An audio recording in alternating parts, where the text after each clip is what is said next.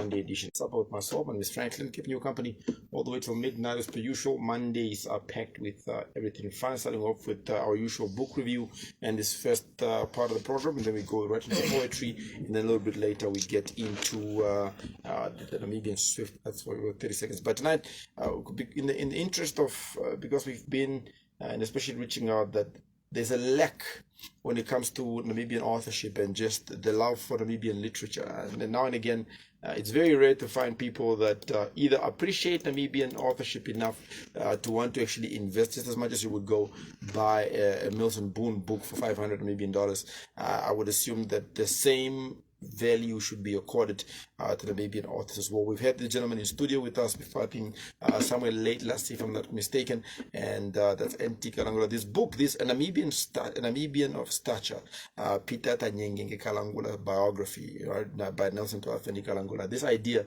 and I think just recalling from the last conversation we had, stories, whoever gets to tell the story controls the narrative. Is how it works. Somebody had said, as long as the story is told by the hunter, the lion will always seem to be the weak one, because that's the narrative you write from. But this book, first of all, just the history that it encapsulates, the amount of time this took to put this together, but also the amount of resources, the fact-checking, and the going back and forth and making sure that this archived information is absolutely right. You're not writing this from at the top of your head. You are relying on verified information. It takes time, it takes grit, it takes patience, but ultimately also it's an idea for us to be able to have this conversation in the domain of Namibian authorship. So, without wasting much time, Mr. Nelson, good evening. Good to have you again. Good evening, Mr. Franklin, and good evening to the listeners as well. And thank you for having me on the show. Yeah, so I think last time we had this conversation, we were just talking about this idea, and this idea is about to come to fruition now. And it's always something good to see. But you took a different spin, because usually modern books are not even biographies anymore. Modern books are somewhat like self-help material or stuff that we conjure up in our heads. But you thought, okay, what if I helped narrate the story of this great man? I think just for the sake of refreshing our minds, take us back to the concept and the idea of this book, A Namibian of Stature. Well, A Namibian of Stature, if I have to rewind again to explain, it's a book about a former chairperson of Ovamboland. He used to stay in Ondangwa at the time, and he was the one running the affairs of Ovamboland.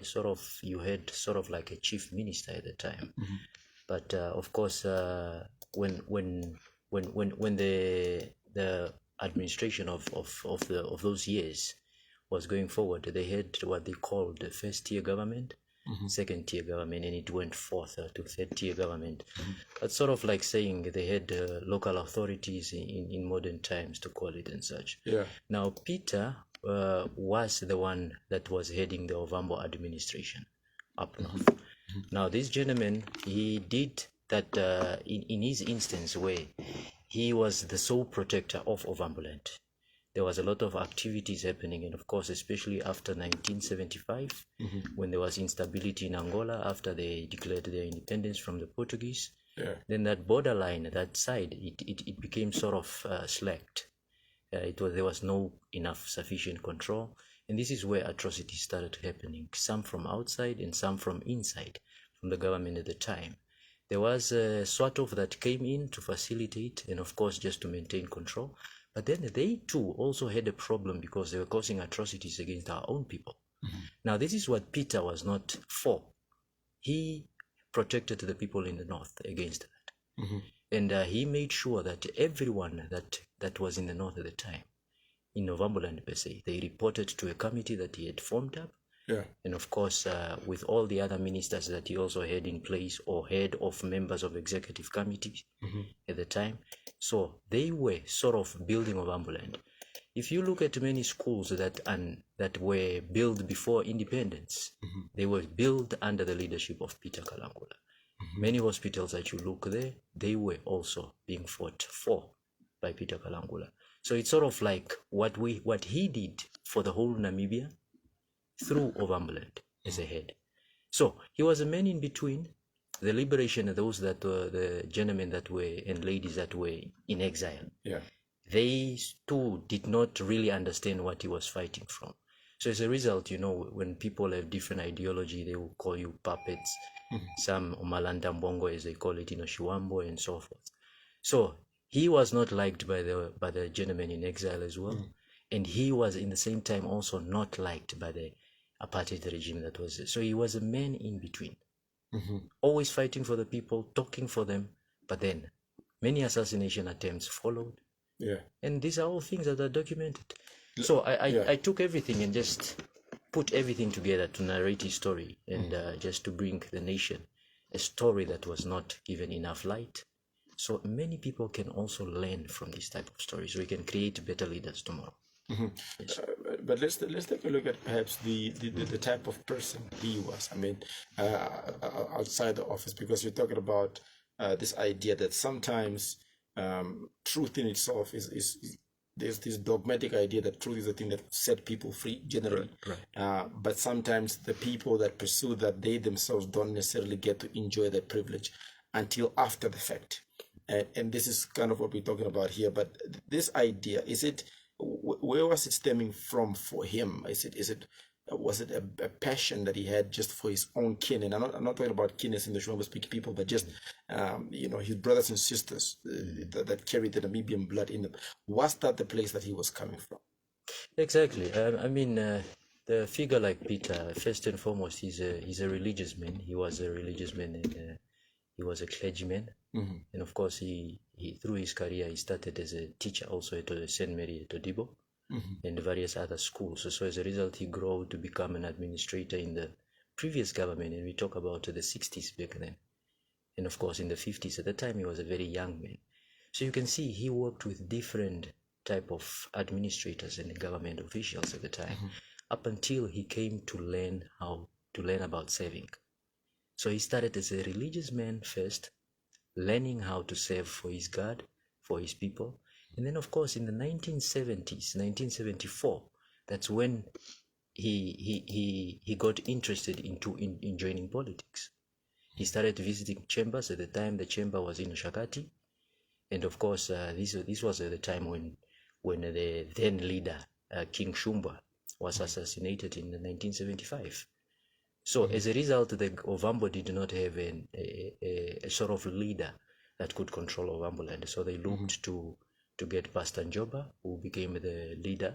And then, of course, after election that was conducted in the late 70s, Peter Kalangula emerged victorious with a deputy of Franz Opa Indongo. So this shows that he was always there for his people. And of course, the then government wanted him to join the government. They used to call it interim government at the time. He became the president of DTA from 1979 late to 1982, where he resigned because of differences with the Dek March. Yeah, he decided that Dek March and the party and the alliance, alike all the parties that were involved, did not want to put an end to the ethnicity of governments. He wanted everyone to be together and, of course, to be managed together. So as a result, he decided and he chose to stay in Novamboland rather to protect the people there, because he always felt that the people in Novamboland were more under attack, considering because the war zone was close to Novamboland, which was in Angola at the time. And of course, at the time, the regime was not one that necessarily encouraged for inclusivity, right? When we're talking about now this idea of ethnicity, in that it was not in its best interest, especially considering the time. At that time, it was not necessarily in the best interest of that specific regime to encourage this sort of this idea of inclusivity of different ethnicities, and maybe that's then what caused that tension. But is it because then that misunderstanding then? That because there was an affiliation to this regime that, for lack of a better word, perhaps at that time, was perhaps the oppressor. Was there then, is that where the confusion then came, this suspicion that, okay, well, how do we justify that his voice is for the people if he's affiliated to such, and that's what led to him then saying, maybe it's better if I separate myself from it completely. Right. No. One thing we need to understand here, at the time, people also had to go to work. Yeah. So if you work for a government, really, it's not always that you are affiliated. You're just trying to put bread on your The table. table, yeah. And many people were working for this government at the She could have time. been a cleaner. Say You again? could have been a cleaner, you could You have could been a have been a baker. cleaner. Even if you sell kapana to the white people at the time, they would label you that you're a collaborator. But in this instance, he took leadership to protect his people through that. And he thought that it's best to fight from within than to go to war. He always advocated. That's why in his time, many schools were built. Yeah. Because he wanted people to be educated. He believed that not everyone should go in exile to go fight, because the war will come to an end. We'll have uneducated leaders. Best we educate people, and then we negotiate for our independence. That was his stance. And that was what he believed in. And he stood for it, he stood by it, until he retired from politics in the late 1989 after the election. Let's take a look at his life, perhaps. If we have a bit of a biography as far as where he was born, if we have such material, where, when, what his say academic life might have been like. Well, his academic life per se, he studied first to become a teacher, where he gave lessons at he taught at St. Mary and other schools in the north at the time, because the system was as such at the time. When they see that you are better advanced, they would often give you to teach others in the schools. So after that, he became a religious man. He was sent to South Africa at St. Cuthbert in Umtata. That's where he became a priest. And of course, at the time, there were also other players that were in the mix of Theophilus Hamtengela, I believe. Yeah, those were the clergymen at the time that were also uprising through the churches. Kalangula too was through that, and of course, this is why he had differences with the then Bishop Colin Winter. Colin Winter was also one of who was based here. He was based here, and he's a man from the UK. Yeah, he was affiliated to the then upcoming SWAPO, and of course he was surrounded by maladministration of the church and so forth. So Kalangula already stood up and arose for his people at the time, and he decided to form his church that was called Owambo Independent Church at the time. Probably the first Catholic church Anglican church outside of Odibo. Yeah, that was brought to Ondangwa. So what, either possibly the first or one of the first? The first. Yes. So what did that then do to given that, of course, if you're going to be a clergyman yourself, there's got to be a hierarchy, a structure, of course, and that structure demands an order of sort. So what did that misunderstanding, what did that translate into? Given that you've got an institution here that you've just established, but that institution itself has got an order. So did that specific disagreement now with this gentleman, did that somewhat cause somewhat of a shift in impact? Did that cause somewhat of a shift in leadership, or what happened there? Well, it did cause an impact because he left with many Namibians at the time that went to join his church. So many people migrated to where he was. And at the time, at the early stage already, as a clergyman, he had a massive number of people, followers, of his. So you could already see what type of leader he was becoming. You mentioned and asked earlier also what type of person was he. Yeah. He was a very straightforward person and a man full of principles. To him, it's black and white. He had no other stories that he wanted. You wouldn't bring anything to the contrary to you. Yeah. So he was a man full of principles, and he never liked or taken the things that are taken out of for granted lightly. He always had to protect that, and he stood up wherever. If he feels something is not right, he always stood up. Yeah. What is in the interest of time, what is it really at the core of this book that when it does hit the shelves and every Namibian is able to get this copy, what would you have liked for me as a reader to have grasped from this book? What I would want to drive home is first and foremost to adapt to the culture of reading. Yeah. And of course to preserve our history as it is, irregardless of what type of person that was and so forth. This book should bring a message that there are other people out there that were not given enough light of day. Yeah. They were not given credit for the work that they did. Rather, we opted to rather keep them far away because, I don't know, maybe could be out of fear of their stories coming out. Because they would tell a different narrative, of course. The idea here is to have different types of stories from different angles, so that people can conclude themselves. What was happening at the time? Is it something that they take interest in? And so forth. I also come to contribute to a gap that is foreseen in this type of history of ours. Yeah. Because not many stories you would hear that were told from within the country. Many stories were just from abroad, or in exile, to put it that way. But no other stories would you hear from internal Namibia. stories. Internal stories. Okay, in that there's not a lot of archived material that sits here. Nothing. Unfortunately. And I think, again, in the interest of time, one of the things that we have seen happening in the landscape of Namibian authorship is this idea that, like you're saying very well there, that we're not preserving, either we're not doing very well at preservation, or we're not giving people options. Right. Because it's still incumbent upon me, the reader, or just the nation, to be able to divulge what I want from it. Okay, certain things you can't hide. That's like putting fire under your bosom. Just doesn't work. But people need to be provided all narratives and all alternatives so they can decide and decipher for themselves.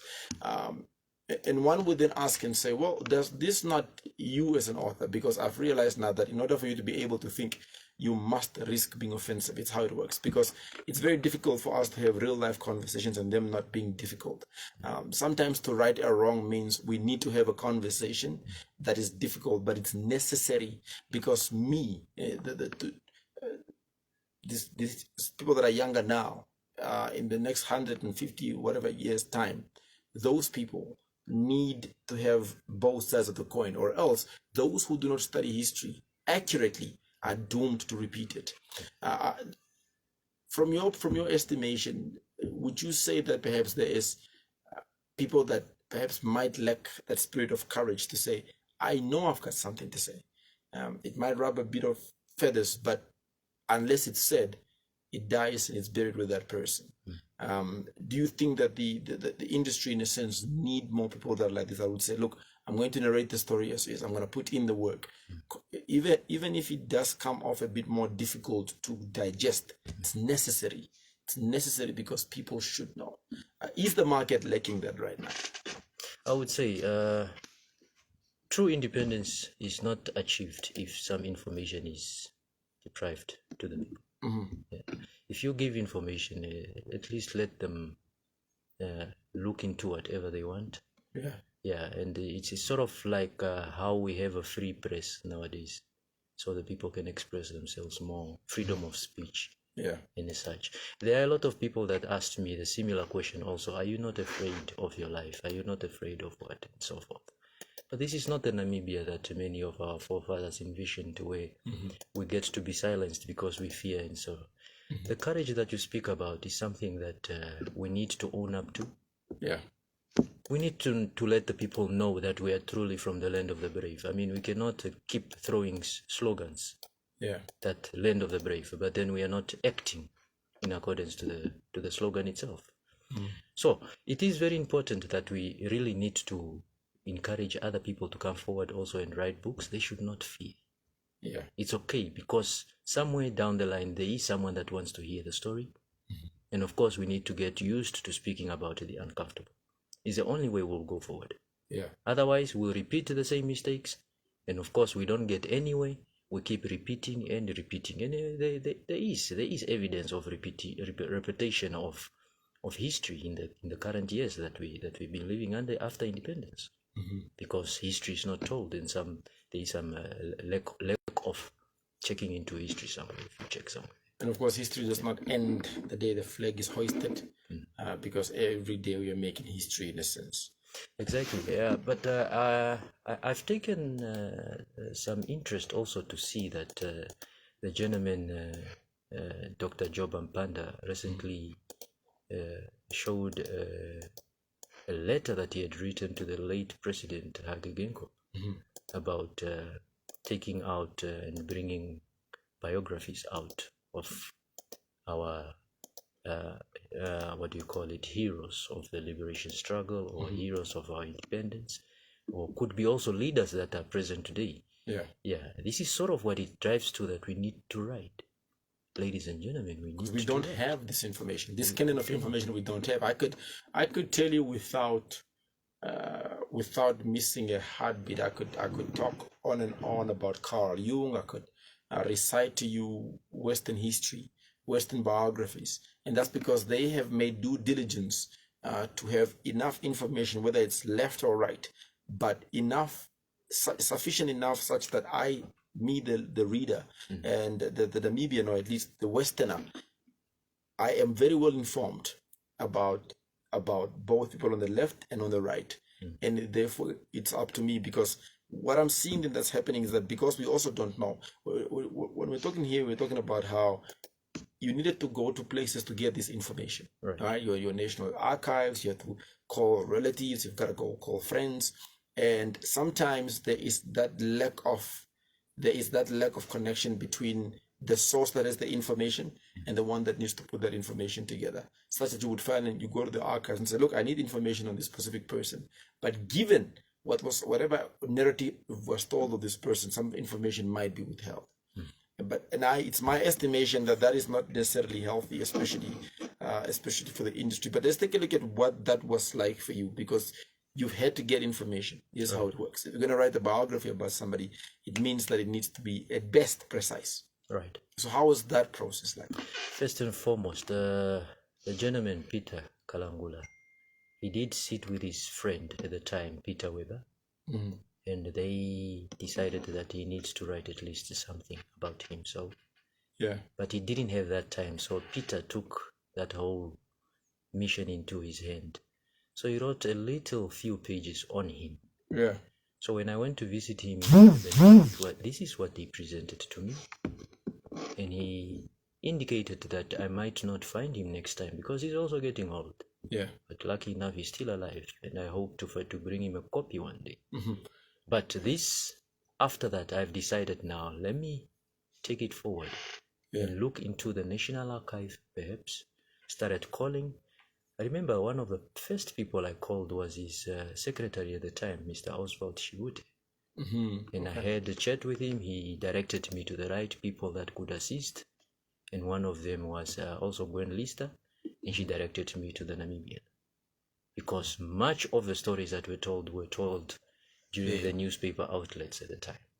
So I took everything from the Namibian, the newspaper of Windhoek Advertiser at the time, that later came to become a Windhoek Observer also, and also other outlets or newspapers from abroad and so forth that I found in the National Archive. So I put everything together. Now on top of that, I also interviewed people in the north. I would travel more to the north. Some of the people, it was a bit difficult because it was COVID time, we had restrictions at the time. Yeah. But eventually I got some info that I could get. But because what people would be mostly interested here is the political chapters. Yeah. Most of that, it was found somewhere. Yeah. Yeah. It was somewhere in the archives. Some of them you would find some pages missing where his name was written. Yeah. Yeah, but it was very minimal. So I had to really dig in and find out what happened at that time. Yeah. But the dates, lucky enough, the dates were there. That this is when it happened, but not in full context. So this is where I went to interview people, and they shed light on it and so forth. That also that would then mean that if you have a fleet of 20 people, that are able to narrate a similar story. That means, of course, there's facts to it there. And that's the beauty of oral interviews, isn't it? Such that if you're going to go, say, to where he was born, or there's like somebody older that might remember him, and you've got 5 of these people that might recall, it might not be precise to the color of the t-shirt, but they would all recall that on this place, around this time, he walked past here, and this is what appears to have done. So the question is always then the process. How do you funnel that information and decide, okay, this is the pattern that I'm going to go use? Well, you look at what the person is saying and you compare it to the notes that you are having. Because when you're telling a story, you need to, it must flow in terms of the time periods. So if this person is, then you see which is holding more ground to put in the book. Yeah, you would not want to put in the book times when they were seated at a local pub or things like that. You know, obviously you take out the most relevant, and of course when you go visit others as well, then you sort of bring it up also to confirm with the next person whether it holds or the story comes together and to be in similar status as it was told by the other previous interview. Right. So that's sort of how it was brought down to. Yeah. I know that we were speaking earlier about when the expectation of this book is likely to be announced, whether it's the launch or whether there's a plan around it. But we are in March. We're now in the 3rd month. Right. What is the estimated time, perhaps, that this might take to have this book officially launched? Well, the journey, like I said last time when I was here, it was very difficult. I couldn't even manage to get any sponsor. I had to do everything on my own, and of course with guidance from people here and there. Yeah. But as we stand now, the book has already been formatted, it has been designed, edited. So we are going to design finally in terms of the book cover and all that. And of course, we expect to bring it out in the next month or 2. So we're looking towards end of April to perhaps give the date of arrival of some of the copies. Yeah. And perhaps we would want to have a pre-order of the first 100 copies, perhaps, that are signed by the author himself. And of course, we order the next batches later on in the months to come. And then, of course, subsequently, we will bring up a book launch, probably in Windhoek. And this will have to happen sometime in May. Yeah, this is where we will have sort of any possibility to discuss this book publicly with relevant people that are willing to come forward. And of course, just give their thought on the book itself. We can just put more quality into the debates that we are going to have after this book comes out. Exactly. So your people that are perhaps, what do you call it? Not even accurate, but more critical reviewers. Right. People that are, for lack of a better word, historians themselves in a sense, but also academics that can proof check, verify.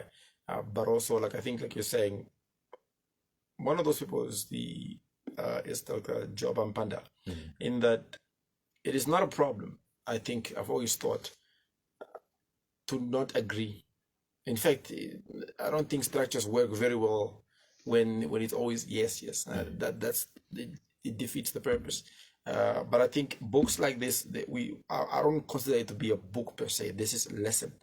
It's sort of something that breaks our ignorance. And so for anybody that is listening to us, a Namibian of Stature, that is Peter Tanyengenge Kalangula biography, and that's coming out very soon. It's authored by Nelson Toafeni Kalangula. But the beauty with material like this is sometimes the heroes that don't wear capes don't have their stories told.